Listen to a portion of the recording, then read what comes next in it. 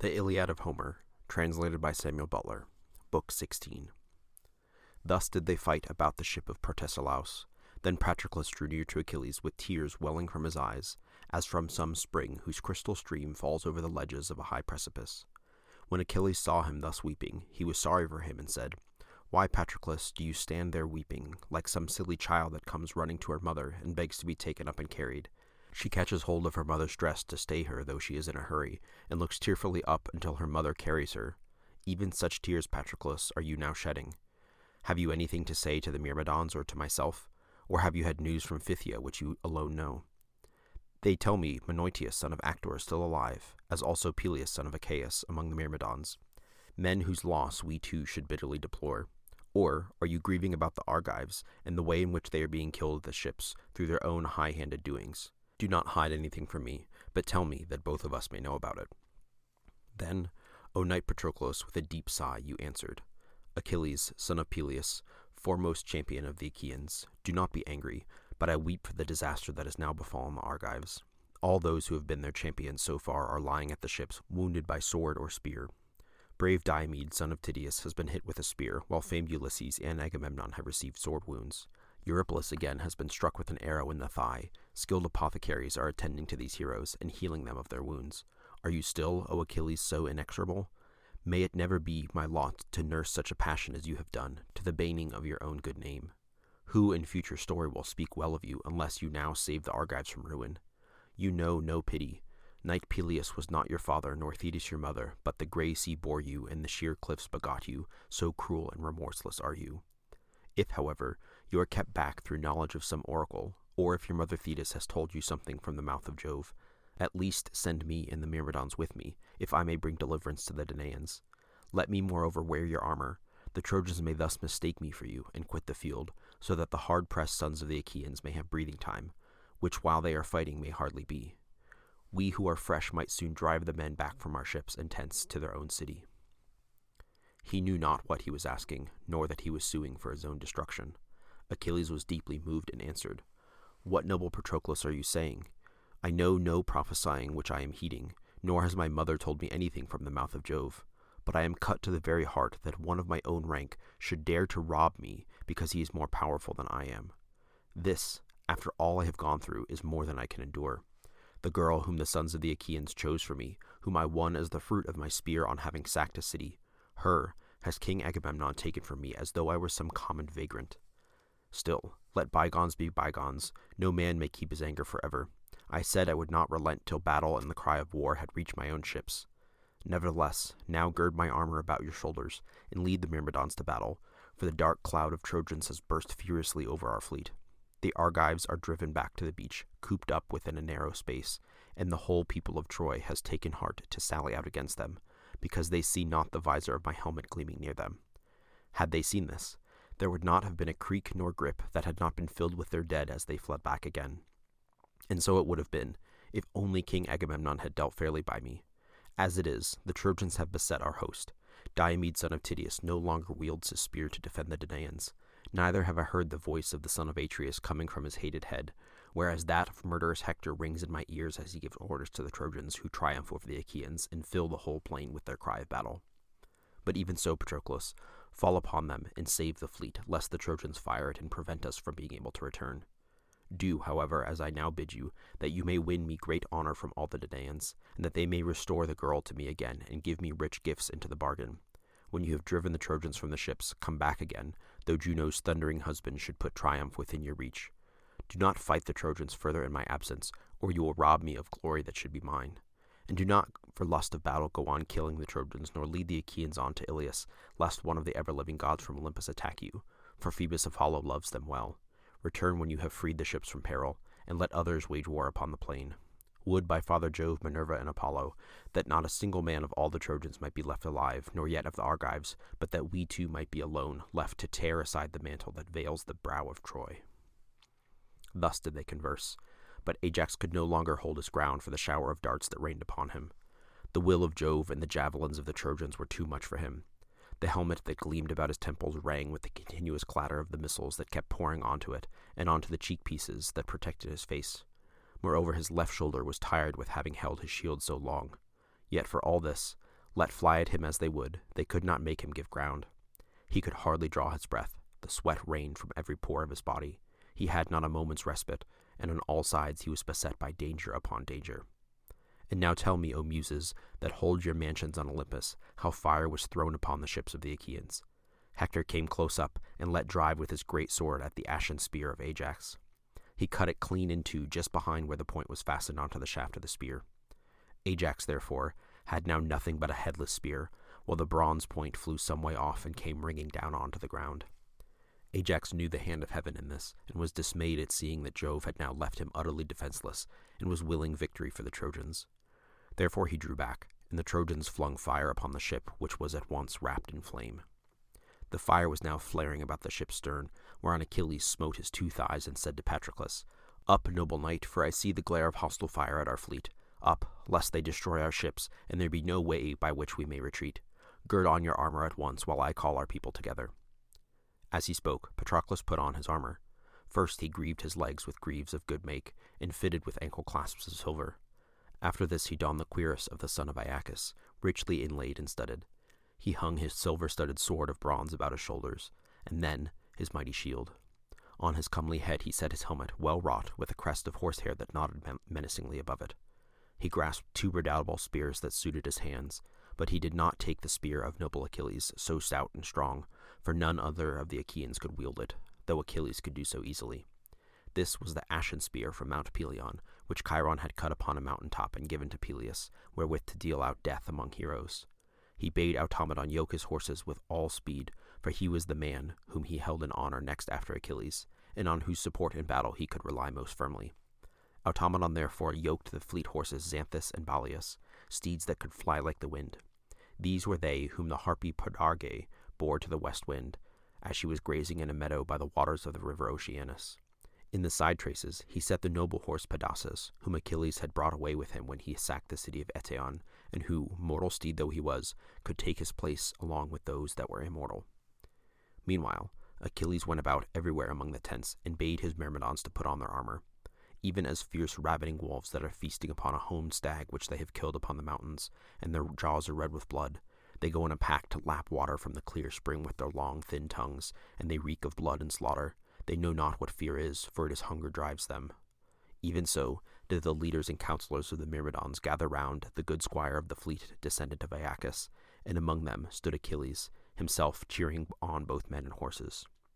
50 ships had noble Achilles brought to Troy, and in each there was a crew of 50 oarsmen. Over these he set 5 captains whom he could trust, while he himself was commander over them all. Menestheus of the gleaming corslet, son of the river Spercheius, that streams from heaven, was captain of the first company. Fair Polydora, daughter of Peleus, bore him to ever-flowing Spercheius, a woman mated with a god. But he was called son of Boreas, son of Peres, with whom his mother was living as his wedded wife, and who gave great wealth to gain her. The second company was led by noble Eudorus, son to an unwedded woman. Polymele, daughter of Phyllus the grateful dancer, bore him. The mighty slayer of Argos was enamored of her as he saw her among the singing women at a dance held in honor of Diana, the rushing huntress of the golden arrows. He, therefore, Mercury, giver of all good, went with her into an upper chamber and lay with her in secret, whereon she bore him a noble son Eudorus, singularly fleet of foot and in fight valiant. When Eleuthia, goddess of the pains of childbirth, brought him to the light of day, and he saw the face of the sun, mighty Echecles, son of Actor, took the mother to wife, and gave great wealth to gain her. But her father Philus brought the child up and took care of him, doting as fondly upon him as though he were his own son. The third company was led by Pisander, son of Menmalus, the finest spearman among the Myrmidons, next to Achilles' own comrade Patroclus. The old knight Phoenix was captain of the fourth company, and Alcimedon, noble son of Laercus, of the fifth. When Achilles had chosen his men and stationed them all with their captains, he charged them straitly, saying, "Myrmidons, remember your threats against the Trojans while you are at the ships, in the time of my anger, and you are all complaining of me. Cruel son of Peleus, you would say, your mother must have sucked you on gall, so ruthless are you. You keep us here at the ships against our will. If you are so relentless, it were better we went home over the sea. Often have you gathered and thus chided with me. The hour is now come for those high feats of arms that you have so long been pining for. Therefore, keep high hearts each one of you to do battle with the Trojans." With these words he put heart and soul into them all, and they serried their companies yet more closely when they heard the words of their king. As the stones which a builder sets in the wall of some high house, which is to give shelter from the winds, even so closely were the helmets and bossed shields set against one another. Shield pressed on shield, helm on helm, and man on man, so close were they that the horsehair plumes on the gleaming ridges of their helmets touched each other as they bent their heads.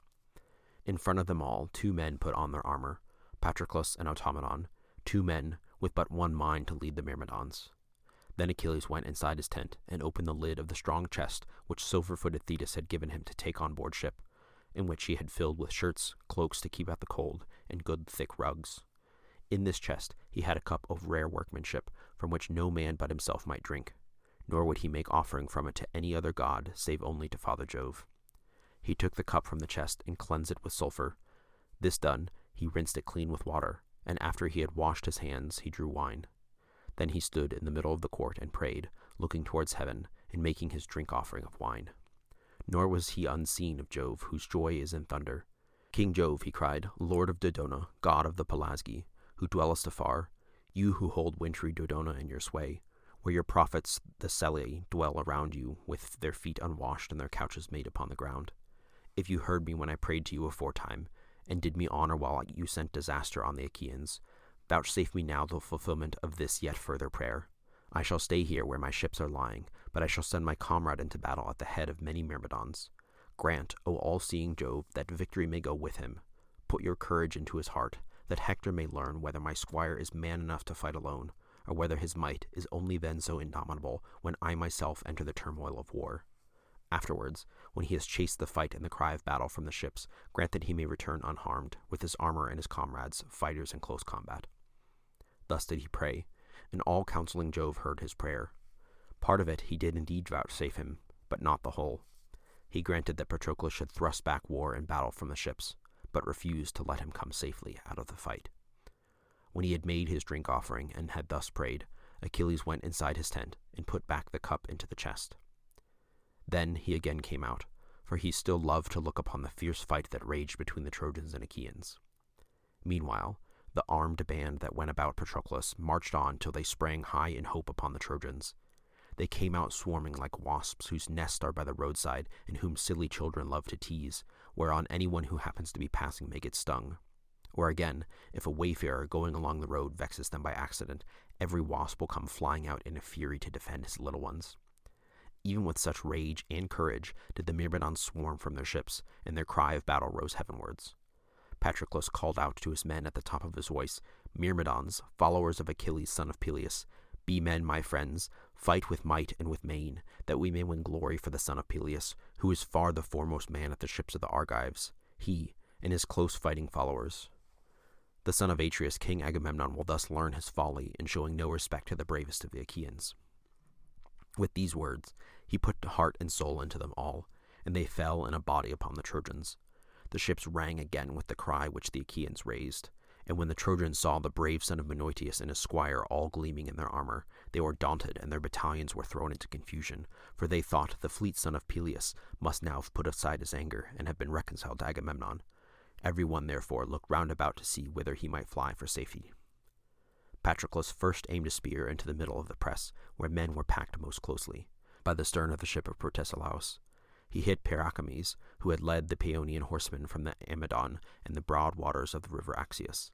The spear struck him on the right shoulder, and with a groan he fell backward in the dust. On this his men were thrown into confusion, for by killing their leader, who was the finest soldier among them, Patroclus struck panic into them all. He thus drove them from the ship and quenched the fire that was then blazing, leaving the half-burnt ship to lie where it was. The Trojans were now driven back with a shout and rent the skies, while the Danaans poured after them from their ships, shouting also without ceasing, as when Jove, gatherer of the thunderclouds, spread a dense canopy upon the top of some lofty mountain, and all the peaks, the jutting headlands, and the forest glades show out in the great light that flashes from the bursting heavens. Even so, when the Danaans had now driven back the fire from the ships, they took breath for a little while.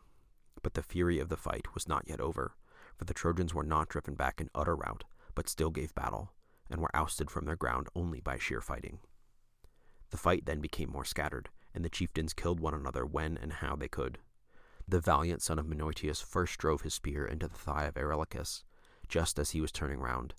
The point went clean through, and broke the bone so that he fell forward. Meanwhile, Menelaus struck Thoas in the chest, where it was exposed near the rim of his shield, and he fell dead. The son of Phyleus saw Amphiclus about to attack him, and ere he could do so, he took aim at the upper parts of his thigh, where the muscles are thicker than in any other part, and the spear tore through all the sinews of the leg, and his eyes were closed in darkness.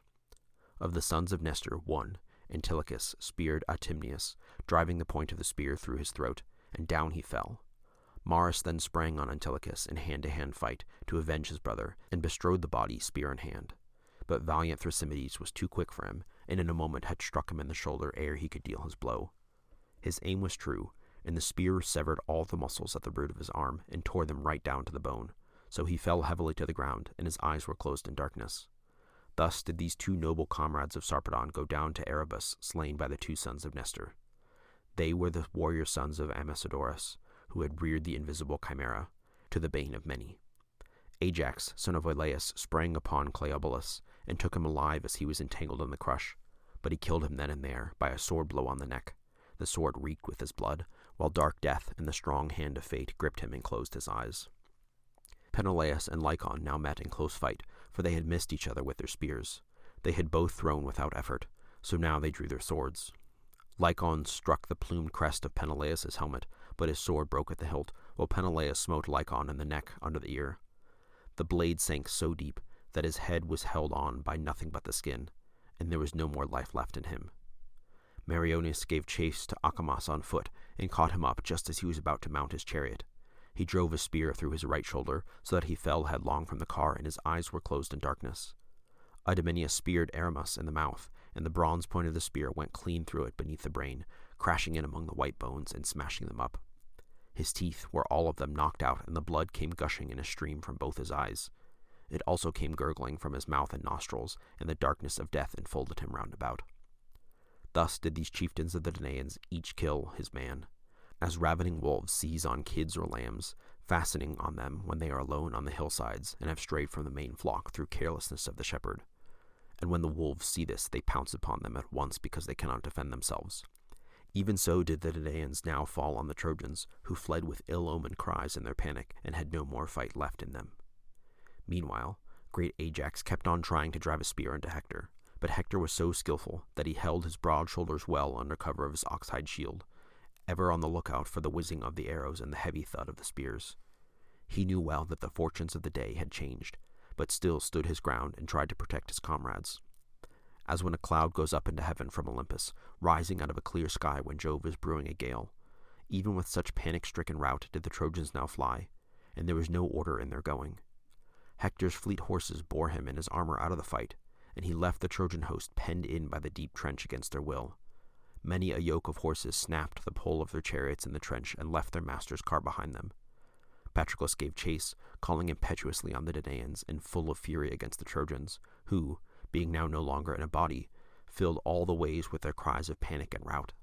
The air was darkened with the clouds of dust they raised, and the horses strained every nerve in their flight from the tents and ships towards the city. Patroclus kept on heading his horses wherever he saw most men flying in confusion, cheering on his men the while. Chariots were being smashed in all directions, and many a man came tumbling down from his own car to fall beneath the wheels of that of Patroclus, whose immortal steeds, given by the god to Peleus, sprang over the trench at a bound as they sped onward. He was intent on trying to get near Hector, for he had set his heart on spearing him.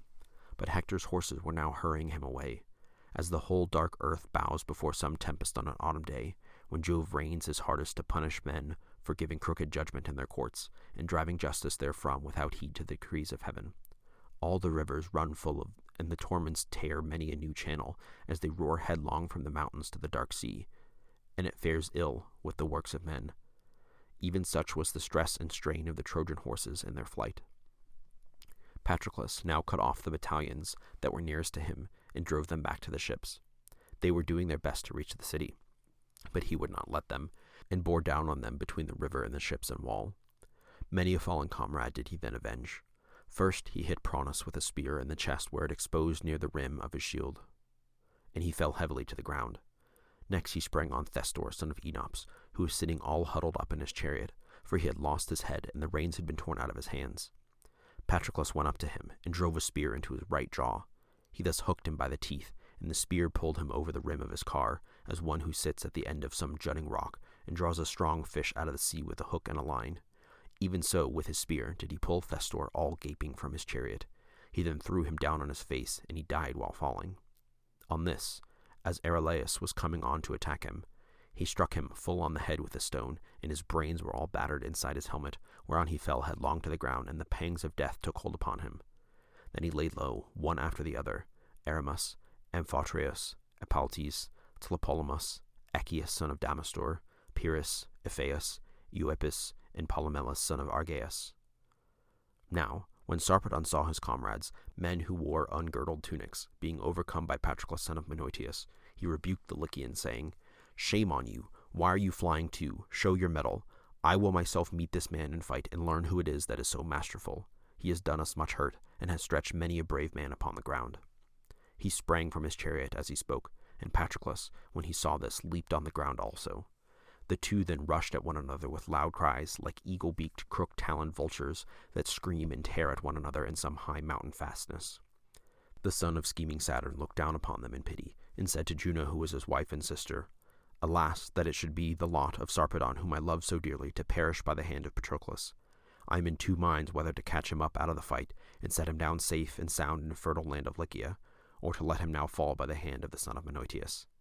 And Juno answered, "Most dread son of Saturn, what is this you are saying? Would you snatch a mortal man whose doom has been long fated out of the jaws of death? Do as you will, but we shall not all of us be of your mind.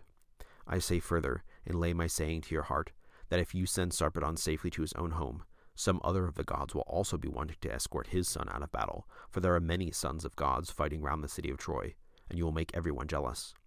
If, however, you are fond of him and pity him, let him indeed fall by the hand of Patroclus, but as soon as the life is gone out of him, send death and sweet sleep to bear him off the field, and take him to the broad lands of Lycia, where his brothers and kinsmen will bury him with a mound and pillar, in due honor to the dead." The sire of gods and men assented, but he shed a rain of blood upon the earth in honor of his son, whom Patroclus was about to kill on the rich plain of Troy, far from his home.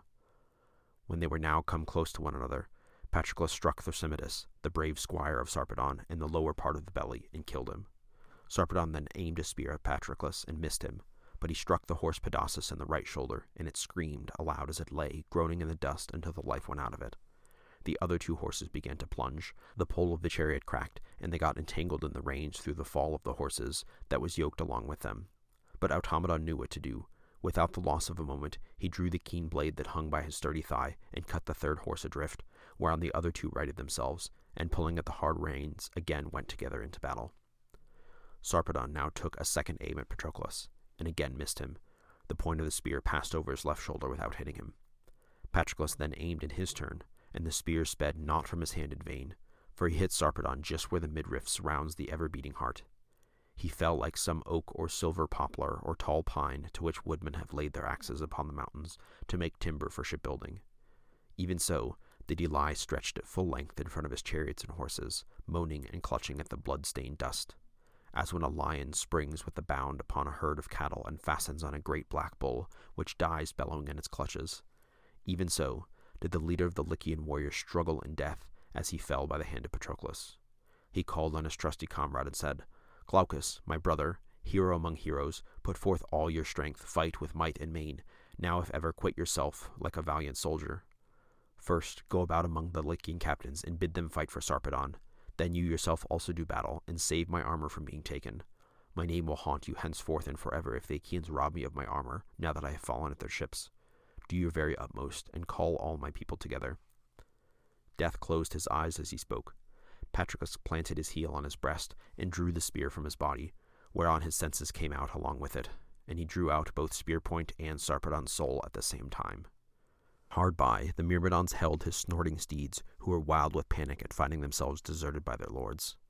Glaucus was overcome with grief when he heard what Sarpedon said, for he could not help him, and to support his arm with his other hand, being in great pain through the wound which Teucer's arrow had given him when Teucer was defending the wall, as he, Glaucus, was assailing it. Therefore he prayed to far-darting Apollo, saying, "Hear me, O king, from your seat, may be in rich land of Lycia, or may be in Troy, for in all places you can hear the prayer of one who is in distress, as I now am. I have a grievous wound, and my hand is aching with pain. There is no staunching the blood, and my whole arm drags by reason of my hurt, so that I cannot grasp my sword, nor go among my foes and fight them, though our prince, Jove's son Sarpedon, is slain. Jove defended not his son. Do you therefore, O king, heal my wound, ease my pain, and grant me strength both to cheer on the Lycians and to fight with them round the body of him who is fallen. Thus did he pray, and Apollo heard his prayer. He eased his pain, staunched the black blood from the wound, and gave him new strength. Glaucus perceived this, and was thankful that the mighty god had answered his prayer. Forthwith, therefore, he went among the Lycian captains, and bade them come to fight about the body of Sarpedon. From these he strode on among the Trojans to Polydamas, son of Panthus and Agenor. He then went in search of Aeneas and Hector, and when he had found them, he said, Hector, you have utterly forgotten your allies, who languish here for your sake, far from friends and home, while you do nothing to support them. Sarpedon, leader of the Lycian warriors, has fallen, he who was at once the right and might of Lycia. Mars has laid him low by the spear of Patroclus. Stand by him, my friends, and suffer not the Myrmidons to strip him of his armor, nor to treat his body with contumely in revenge for all the Danaans whom we have speared at the ships. As he spoke, the Trojans were plunged in extreme and ungovernable grief, for Sarpedon, alien though he was, had been one of the mainstays of their city, both as having much people with him, and himself the foremost among them all. Led by Hector, who was infuriated by the fall of Sarpedon, they made instantly for the Danaans with all their might, with the undaunted spirit of Patroclus, son of Menoetius, cheered on the Achaeans. First he spoke to the two Ajaxes, men who needed no bidding. Ajaxes, said he, may it now please you to show yourselves the men who you always have been, or even better. Sarpedon is fallen, he who was first to overlap the wall of the Achaeans. Let us take the body and outrage it. Let us strip the armor from his shoulders and kill his comrades if they try to rescue his body. He spoke to men who of themselves were full eager. Both sides, therefore, the Trojans and Lycians on the one hand, and the Myrmidons and Achaeans on the other, strengthened their battalions, and fought desperately about the body of Sarpedon, shouting fiercely the while. Mighty was the din of their armor as they came together, and Jove shed a thick darkness over the fight to increase the toil of the battle over the body of his son. At first, the Trojans made some headway against the Achaeans, for one of the best men among the Myrmidons was killed, Epagius, son of noble Agacles, who had erewhile been king in the good city of Budeum. But presently, having killed a valiant kinsman of his own, he took refuge with Peleus and Thetis, who sent him to Ilias, the land of noble steeds, to fight the Trojans under Achilles. Hector now struck him on the head with a stone, just as he caught hold of the body, and his brains inside his helmet were all battered in, so that he fell face foremost upon the body of Sarpedon, and there died. Patroclus was enraged by the death of his comrade, and sped through the front ranks as swiftly as a hawk that swoops down on a flock of daws or starlings. Even so, O noble knight Patroclus, did you make straight for the Lycians and Trojans to avenge your comrade. Forthwith he struck Sthlenus, the son of Aethamenes, on the neck with the stone, and broke the tendons that join it to the head and spine. On this, Hector and the front rank of his men gave ground. As far as man can throw a javelin when competing for some prize, or even in battle, so far did the Trojans now retreat before the Achaeans. Glaucus, captain of the Lycians, was the first to rally them, by killing Bythacles, son of Chalcon, who lived in Hellas and was the richest man among the Myrmidons. Glaucus turned round suddenly, just as Bythacles, who was pursuing him, was about to lay hold of him, and drove his spear right into the middle of his chest, whereon he fell heavily to the ground, and the fall of so good a man filled the Achaeans with dismay, while the Trojans were exultant, and came up in a body round about the corpse. Nevertheless, the Achaeans, mindful of their prowess, bore straight down upon them. Meriones then killed a helmed warrior of the Trojans, Laogonus, son of Onotor, who was priest of Jove of Mount Ida, and was honored by the people as though he were a god. Meriones struck him under the jaw and ear, so that life went out of him, and the darkness of death laid hold upon him. Aeneas then aimed a spear at Meriones, hoping to hit him under the shield as he was advancing. But Meriones saw it coming, and stooped forward to avoid it, when the spear flew past him, and the point stuck in the ground, while the butt end went on quivering till Mars robbed it of its force. The spear, therefore, sped from Aeneas's hand in vain, and fell quivering to the ground. Aeneas was angry, and said, Meriones, you are a good dancer, but if I had hit you, my spear would soon have made an end of you. And Meriones answered, Aeneas, for all your bravery, you will not be able to make an end of every one who comes against you. You are only a mortal like myself, and if I were to hit you in the middle of your shield with my spear, however strong and self-confident you may be, I should soon vanquish you, and you would yield your life to Hades of the noble steeds. On this, the son of Menoetius rebuked him and said, Meriones, hero though you be, "You should not speak thus. Taunting speeches, my good friend, will not make the Trojans draw away from the dead body. Some of them must go underground first, blows for battle, and words for counsel. Fight, therefore, and say nothing." He led the way as he spoke, and the hero went forward with him. As the sound of woodcutters in some forest glade upon the mountains, and the thud of their axes is heard afar, even such a din now rose from the earth clash of bronze armor and of good ox-hide shields, as men smote each other with their swords and spears pointed at both ends. A man had need of good eyesight now to know Sarpedon, so covered was he from head to foot with spears and blood and dust. Men swarmed about the body, as flies that buzz round the full milk pails in spring when they are brimming with milk. Even so did they gather round Sarpedon, nor did Jove turn his keen eyes away for one moment from the fight, but kept looking at it all the time, for he was settling how to best kill Patroclus, and considering whether Hector should be allowed to end him now, in the fight round the body of Sarpedon, and strip him of his armor, or whether he should let him give yet further trouble to the Trojans. In the end, he deemed it best that the brave squire of Achilles, son of Peleus, should drive Hector and the Trojans back towards the city and take the lives of many. First, therefore, he made Hector turn faint-hearted, whereon he mounted his chariot and fled, bidding the other Trojans fly also, for he saw that the scales of Jove had turned against him. Neither would the brave Lycians stand firm. They were dismayed when they saw their king lying struck to the heart amid a heap of corpses, for when the son of Saturn made the fight wax hot, many had fallen above him. The Achaeans therefore stripped the gleaming armor from his shoulders, and the brave son of Menoetius gave it to his men to take to the ships. Then Jove, lord of the storm cloud, said to Apollo, "Dear Phoebus, go, I pray you, and take Sarpedon out of the range of the weapons. Cleanse the black blood from off him, and then bear him a long way off, where you may wash him in the river, anoint him with ambrosia, and clothe him in immortal raiment. This done, commit him to the arms of the two fleet messengers, Death and Sleep, who will carry him straight away to the rich land of Lycia, where his brothers and kinsmen will inter him, and will raise both mound and pillar to his memory, in due honor of the dead." Thus he spoke. Apollo obeyed his father's saying, and came down from the heights of Ida into the thick of the fight. Forthwith he took Sarpedon out of the range of the weapons, and then bore him a long way off, where he washed him in the river, anointed him with ambrosia, and clothed him in immortal raiment. This done, he committed him to the arms of the two fleet messengers, Death and Sleep, who presently set him down in the rich land of Lycia. Meanwhile, Patroclus, with many a shout to his horses and to Automedon, pursued by the Trojans and Lycians, in the pride and foolishness of his heart, had he but obeyed the bidding of the son of Peleus, he would have escaped death and have been scatheless. But the counsels of Jove pass man's understanding. He will put even a brave man to flight and snatch victory from his grasp, or again, he will set him on to fight, as he did now when he put a high spirit into the heart of Patroclus. Who then first and who last was slain by you, O Patroclus, when the gods had now called you to meet your doom? First Adrestus, Autonus, Echeclus, Paramus the son of Megas, Epistor and Melanippus. After these he killed Elasus, Mulius, and Pylartes.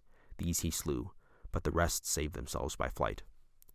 The sons of the Achaeans would now have taken Troy by the hands of Patroclus, for his spear flew in all directions, had not Phoebus Apollo taken his stand upon the wall to defeat his purpose and to aid the Trojans. Thrice did Patroclus charge at an angle of the high wall, and thrice did Apollo beat him back, striking his shield with his own immortal hands. When Patroclus was coming on like a god for yet a fourth time, Apollo shouted to him with an awful voice and said, "Draw back, noble Patroclus, it is not your lot to sack the city of the Trojan chieftains, nor yet will it be that of Achilles, who is a far better man than you are." On hearing this, Patroclus withdrew to some distance and avoided the anger of Apollo. Meanwhile, Hector was waiting with his horses inside the Scaean gates, in doubt whether to drive out and go on fighting, or to call the army inside the gates. As he was thus doubting, Phoebus Apollo drew near him in the likeness of a young and lusty warrior Asius, who was Hector's uncle, being own brother to Hecuba, a son of Dymas, who lived in Phrygia by the waters of the river Sangarius. In his likeness, Jove's son Apollo now spoke to Hector, saying, "Hector, why have you left off fighting? It is ill done of you. If I were as much a better man than you, as I am worse, you should soon rue your slackness. Drive straight forward towards Patroclus, if it so be that Apollo may grant you a triumph over him, and you may rule him." With this, the god went back into the hurly-burly, and Hector bade Cabriones drive him again into the fight. Apollo passed in among them, and struck panic into the Argives, while he gave triumph to Hector and the Trojans. Hector let the other Danaans alone, and killed no man, but drove straight at Patroclus. Patroclus then sprang from his chariot to the ground, with a spear in his left hand, and in his right a jagged stone as large as his hand could hold. He stood still and threw it, nor did it go far without hitting someone. The cast was not in vain, for the stone struck Cebriones, Hector's charioteer, a bastard son of Priam, as he held the reins in his hands. The stone hit him on the forehead and drove his brows into his head, for the bone was smashed, and his eyes fell to the ground at its feet. He dropped dead from his chariot, as though he were diving, and there was no more life left in him. Over him did you then vaunt, O knight Patroclus, saying, "Bless my heart, how active he is, and how well he dives. If we had been at sea, this fellow would have dived from the ship's side and brought up as many oysters as the whole crew could stomach, even in rough water, for he has dived beautifully off his chariot to the ground.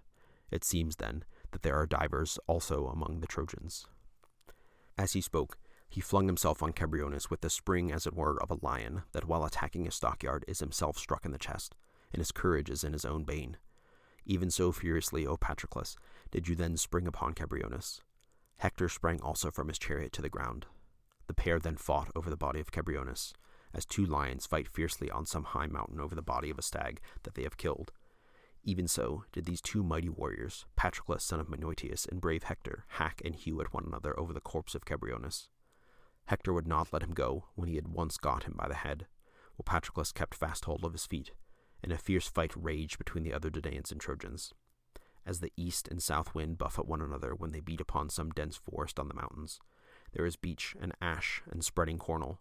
The top of the trees roar as they beat on one another, and one can hear the boughs cracking and breaking.